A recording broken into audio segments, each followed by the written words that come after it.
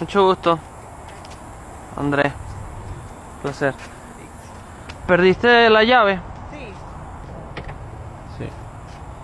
¿Cuándo fue la última vez que moviste el carro? Ayer. Ayer. Vamos a empezar con esta llavecita. Aquí al echar. 10.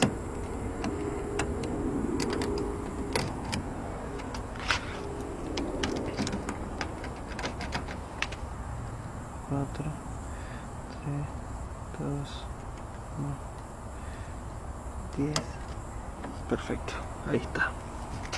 Una vez que cortamos la llave, probamos que gire, perfecto.